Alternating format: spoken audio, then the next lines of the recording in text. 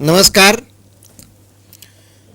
ગુજરાત સરકારના ઉચ્ચ શિક્ષણ વિભાગ દ્વારા આયોજિત વ્યાખ્યાનમાળામાં મેનેજમેન્ટ બીઓએમ વિષયમાં આપનું હાર્દિક સ્વાગત છે.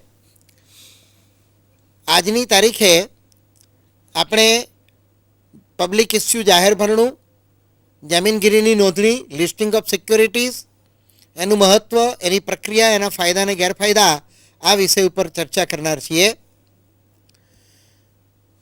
મિત્રો, સામાન્ય રીતે તમે ધંધાદારી વ્યવસ્થાના જે સ્વરૂપો જોયા છે, એકાકી વેપારી હોય, ભાગીદારી પેઢી હોય, કંપની સ્વરૂપ હોય અને સહકારી મંડળીનું સ્વરૂપ હોય.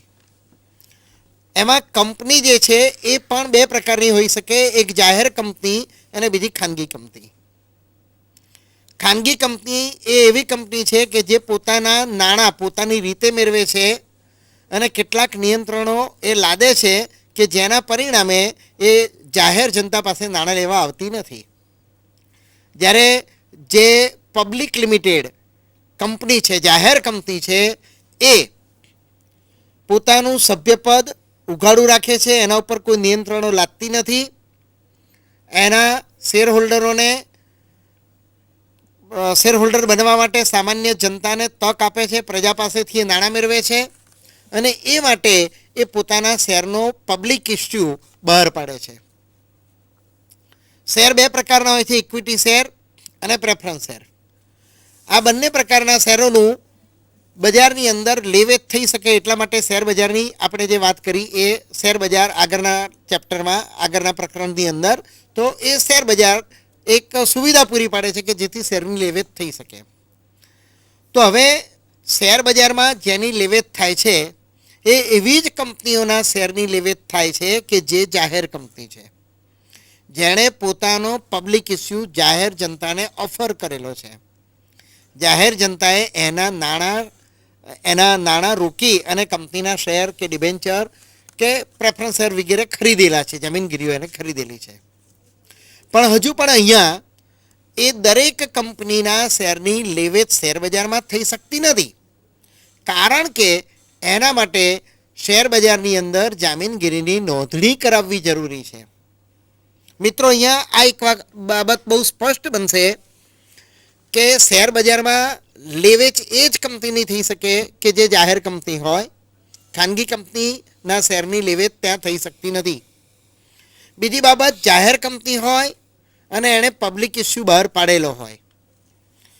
દરેક પબ્લિક ઇસ્યુ બહાર પાડનાર કંપનીના પણ શેરની લેવેચ શેર બજારમાં થઈ શકતી નથી. માત્ર જે કંપનીએ પોતાના પબ્લિક ઇસ્યુથી બહાર પાડેલા શેરની લેવેચ કરવા માટે શેર બજારના સત્તાવાળાઓને અરજી કરેલી હોય અને એ શેર બજારના સત્તાવાળાઓએ એને માન્ય રાખેલી હોય કે હવે પછી આ કંપનીના શેરની લેવેચ આ જે તે શેર બજારમાં સામાન્ય કામકાજના કલાકો દરમિયાન થશે, તો એ જ કંપનીના શેરની લેવેચ એ શેર બજારની અંદર થઈ શકે છે. તો અગત્યની બાબત એ છે કે શેરને તરલતા પ્રાપ્ત થાય, પ્રવાહિતા પ્રાપ્ત થાય, ઝડપથી એની લેવેચ થાય, રોકાણકાર વર્ગ પોતાને પ્રાપ્ત થતા નફાની રકમ અંકે કેશ એનકેશ કરી શકે, તેમજ જ્યારે જોઈએ ત્યારે એ પોતે રોકાણ પણ કરી શકે અને જ્યારે જોઈએ ત્યારે પોતાનું રોકાણ એ છૂટું પણ કરી શકે.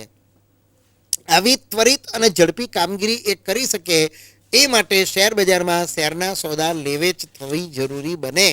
અને એ માટે દરેક કંપનીએ, એટલે કે જે કંપનીએ આ રીતે આઈપીઓ બહાર પાડેલો હોય અને એમાંથી પબ્લિક ઇસ્યુ બહાર પાડેલો હોય અને એમાંથી એ ઈચ્છતી હોય કે એમના શેર હોલ્ડર સભ્યોને આવો બજાર પ્રક્રિયાનો લાભ મળે, એ એની જામીનગીરીની નોંધણી જે તે શેર બજારના સત્તાવાળાઓ સમક્ષ કરાવે છે અને માટે એના શેરની લેવેચ થઈ શકે છે. તો હવે અગત્યનો પ્રશ્ન એ છે કે શેર બજારની અંદર આ જામીનગીરીની નોંધણી એટલે શું? મિત્રો, શેરની નોંધણી કે જામીનગીરીની નોંધણીનો અર્થ એ છે કે શેર બજારમાં વેપાર કરવાનો વિશિષ્ટ હક મેળવવા કંપનીની જામીનગીરીઓ દાખલ કરવા માટેની કાર્યવાહી કરવામાં આવે તો આપણે તેને જામીનગીરીની નોંધણી તરીકે ઓળખીએ છીએ. મિત્રો, ખાનગી કંપની જે છે એ પોતાના શેરની લેવેચ ઉપર પ્રતિબંધ મૂકે છે, સભ્યપદ ઉપર નિયંત્રણ રાખે છે અને તેથી જ એ પોતાની મૂડી માત્ર ને માત્ર પોતાના સગાવાલા ઓળખીતા મિત્રો દ્વારા ખાનગી રાહે એકત્રિત કરે છે. એ વિજ્ઞાપન પત્ર બહાર પાડતી નથી, જાહેર જનતાને પોતાના શેર ઓફર કરતી નથી.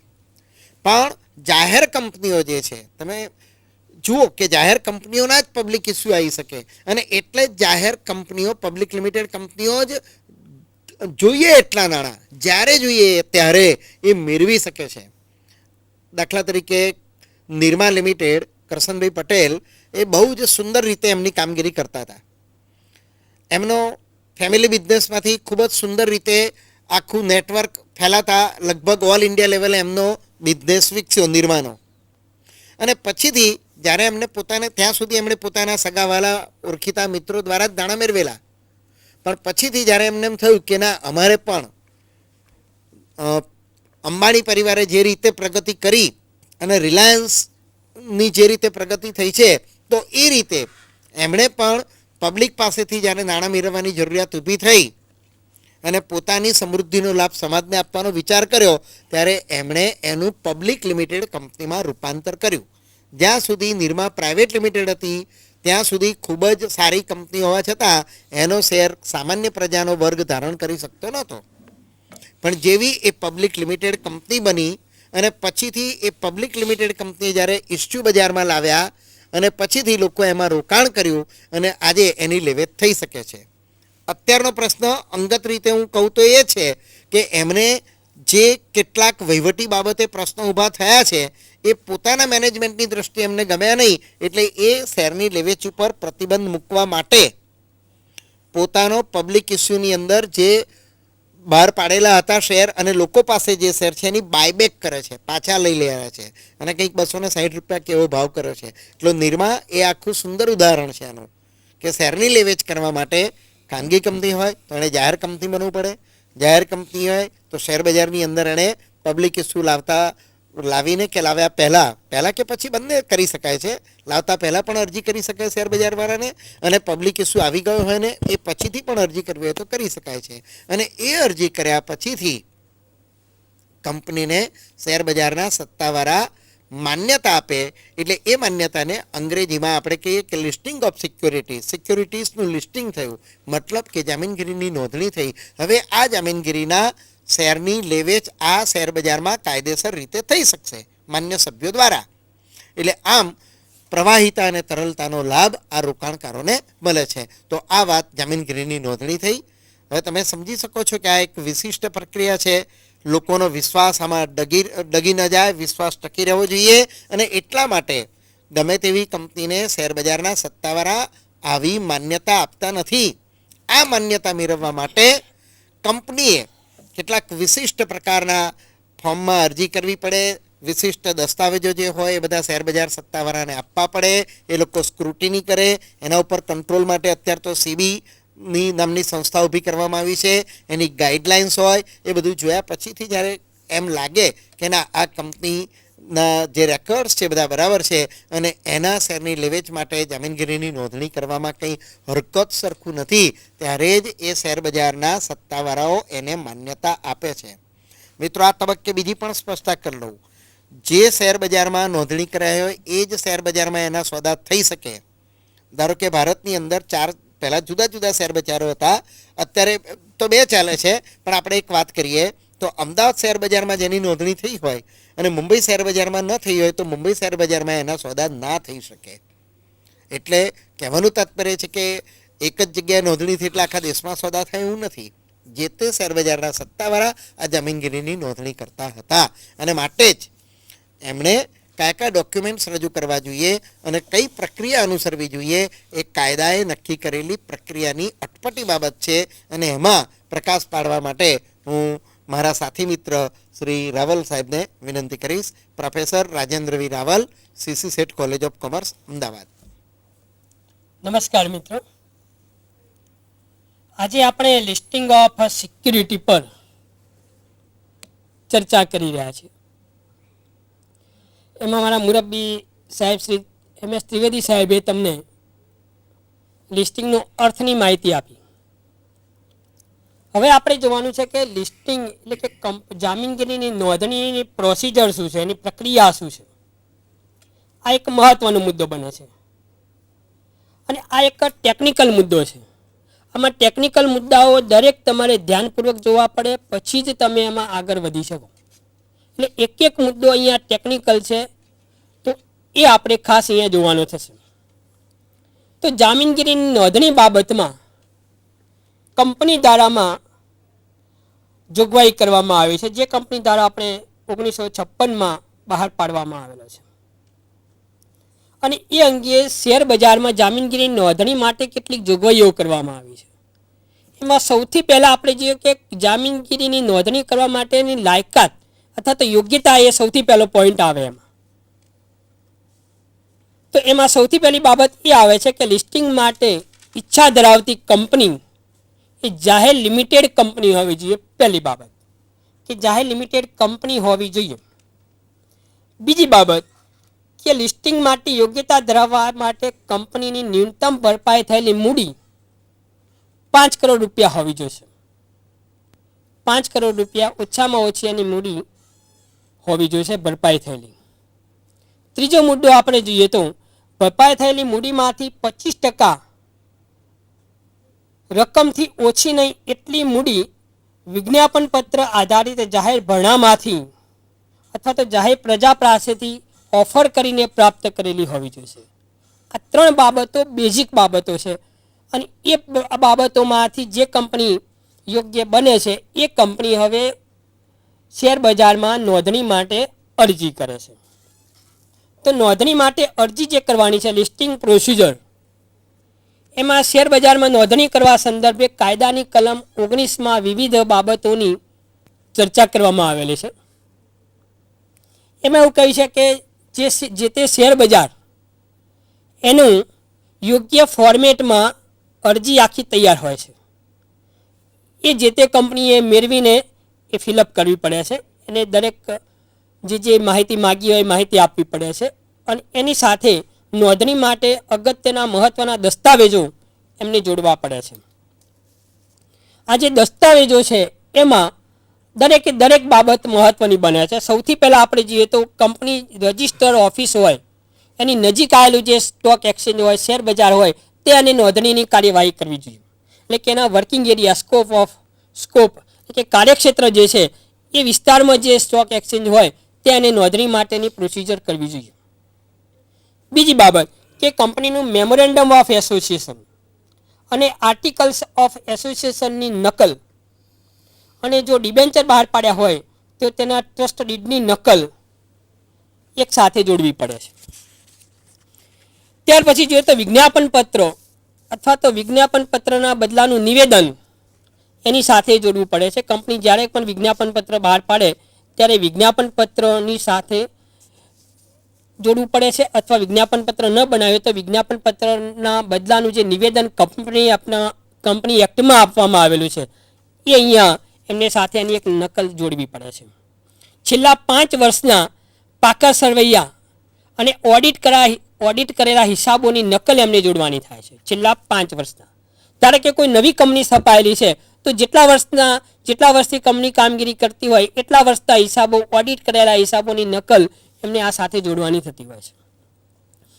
ત્યાર પછી જોઈએ તો છેલ્લા 10 વર્ષમાં ચૂકવાયેલું ડિવિડન્ડ અને બોનસ ડિવિડન્ડ તથા વ્યાજ ચૂકવવાનું બાકી દર્શાવતું પત્રક એ આની સાથે જોડવું પડે છે.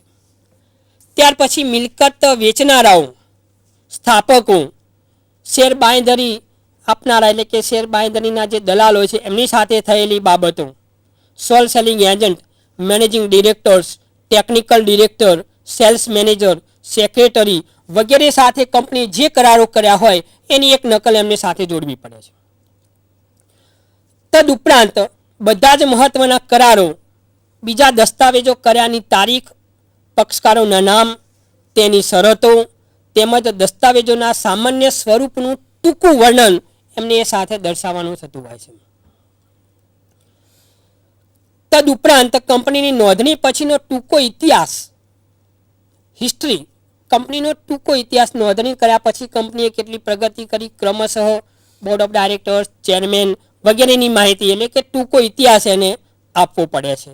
ખાસ કરીને એની પુનઃરચના કરી હોય, કોઈ સંયોજનો કર્યા હોય, જોઈન્ટ વેન્ચરના સંદર્ભમાં મૂડી માળખામાં કોઈ ફેરફાર કર્યો હોય તો વગેરે બાબતોનો પણ એમને ત્યાં ઉલ્લેખ કરવો પડે છે. આ પણ એક મહત્વની બાબત બને છે. કંપની એ શેર કે ડિબેન્ચર રોકડ અવેજ વગર બહાર પાડ્યા હોય, પ્રીમિયમથી કે વટાવથી બહાર પાડ્યા હોય કે વિકલ્પથી બહાર પાડ્યા હોય તો એની પણ વિગત અહીંયા એમને આપવાની થતી હોય છે.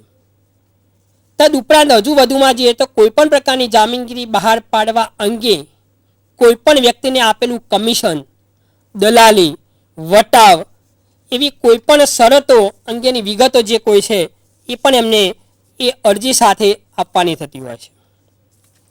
કંપનીની દરેક પ્રકારની જામીનગીરીઓમાં સૌથી વધુ શેર ધરાવનાર શેર હોલ્ડરોની યાદી એટલે કે સૌથી વધુ શેર કોની પાસે છે એમનું નામ, સરનામું વગેરે પર્સનલ પ્રોફાઇલ આપવાનો થતો હોય છે. તેમજ તેમને ધારણ કરેલા શેર અને ની પણ વિગત આપવી પડે છે કે સૌથી વધુ શેર કેટલા વ્યક્તિઓ પાસે છે. 1, 2, 3, 4 જેમ ક્રમશઃ આવતા હોય એ સૌથી વધુ ધારણ કરનારા શેર ધારણ કરનાર વ્યક્તિઓની યાદી. પછી જે શેર કે ડિબેન્ચર માટે પરવાનગી માગવામાં આવી હોય તેની પણ વિગત તેમને આપવાની થતી હોય છે. શેર વહેંચણી દર્શાવતું પત્રક કે શેરની વહેંચણી કઈ રીતે કંપનીએ કરી છે, કયા બેઝ પર કરી છે, એના માટેના કયા નોર્મ્સ છે, કયા ધોરણો છે એની પણ એમની વિગત ત્યાં દર્શાવવાની થતી હોય છે. જપ્ત કરેલા શેર અંગેની વિગતો પણ એમને આપવી પડે છે કે કંપનીએ કોઈ શેરો જપ્ત કર્યા હોય, હપ્તો મંગાવવાનો બાકી હોય, ના ભર્યો હોય વગેરે અનેકવિધ કારણોસર જે શેરો જપ્ત કર્યા હોય એની પણ એમને વિગત આપવાની થતી હોય છે. તો આટલી પ્રાથમિક માહિતી એમને દસ્તાવેજ આ બધી જે માહિતી આપણે કહી એ અરજી સાથે એમને જોડવાની થતી હોય છે. હવે કંપની નોંધણી અંગેના જામીનગીરી કરાર ધારા હેઠળ જે વિવિધ નિયમો છે એમાં નિયમ નંબર 19 એટલે કે અંડર સેક્શન